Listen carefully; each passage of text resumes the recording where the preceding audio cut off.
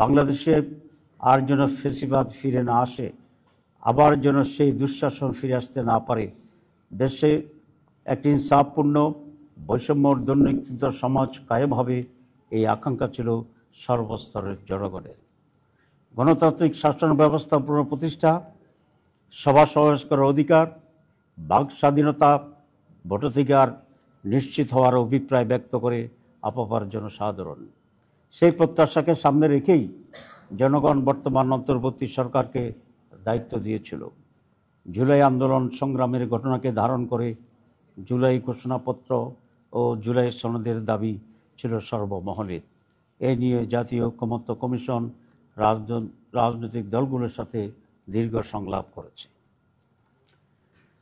প্রিয় সাংবাদিক বন্ধুগণ, অন্তর্বর্তী সরকারের প্রধান উপদেষ্টা জাতীয় সংসদের দক্ষিণ প্লাজায় গতকাল 5ই আগস্ট এক অনুষ্ঠানের মাধ্যমে 28 দফার জুলাই ঘোষণাপত্র পাঠ করেন।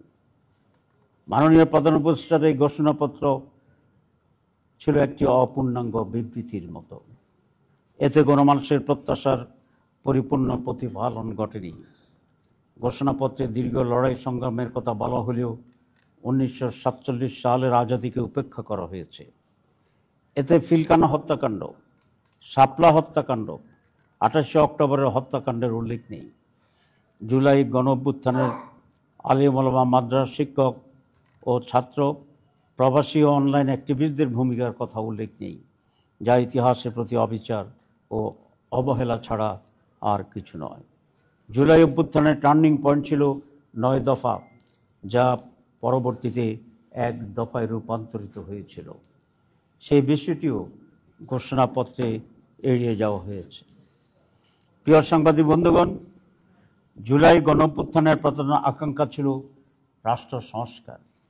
এই জন্য 6টি কমিশন গঠন এবং জাতীয় ঐকমত্য কমিশনের সাথে 2 মাসের অধিক কাল যে কাজ মৌলিকভাবে ঐকমত্যের মাধ্যমে জুলাই সনদ প্রণয়নের সিদ্ধান্ত হয়েছে। অথচ প্রধান উপদেষ্টা কর্তৃক গঠিত জুলাই ঘোষণাপত্রে তার কোনো উল্লেখ নেই। ঘোষণা কখন কিভাবে কার্যকর হবে তা উল্লেখ না করে ঘোষণাকে কিছুটা হলেও গুরুত্বহীন করে ফেলা হয়েছে। পরবর্তী সরকারের হাতে বাস্তবায়নের দায়িত্ব দেওয়ায় হাজার হাজার মানুষের আত্মত্যাগ, রক্তের বিনিময়ে অর্জিত জুলাই চেতনা ও আশাকাঙ্ক্ষা ভুলুণ্ঠিত হয়েছে। বাংলাদেশ জামাত ইসলামী গণঅভ্যুত্থান পরবর্তী সময় থেকে দেশে গণতান্ত্রিক শাসন ব্যবস্থা ফিরিয়ে আনা ও ইনসাফ ভিত্তিক দুর্নীতিমুক্ত সমাজ গঠনের লক্ষ্যে সংস্কার, গণহত্যার বিচার ও সুষ্ঠু নির্বাচনের দাবি জানিয়ে আসছে। সরকারের প্রধান উপদেষ্টাগত নির্বাচনের যে টাইমলাইন ছিল, জামাত শর্ত সাপেক্ষে এটাকে সমর্থন দিয়ে আসছে শুরু থেকেই। আপনারা জানেন, আমাদের মাননীয় আমির জামাত অনেক আগ থেকেই নির্বাচন সম্পর্কে জামাতের স্ট্যান্ড পরিষ্কার করে বলেছে। বিশেষ করে 16 এপ্রিল 2025 সালে তিনি স্পষ্টভাবে সাংবাদিকদের সামনে ঘোষণা দিয়েছিলেন যে এই নির্বাচন রোজার আগে ফেব্রুয়ারি মাসে হতে পারলেই সবচেয়ে উত্তম হবে।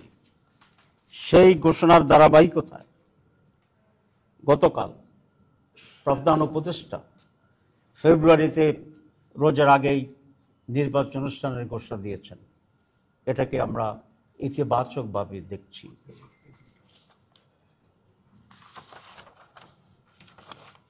এটা আমরা মনে করি আমির জামাত যে টাইমলাইন দিয়েছিলেন গতকালের প্রধান উপদেষ্টার রমজানের আগে ফেব্রুয়ারিতে নির্বাচন ঘোষণার যে তারিখ ঘোষণা, তার সেই দাবিকেই পূরণ করা হয়েছে।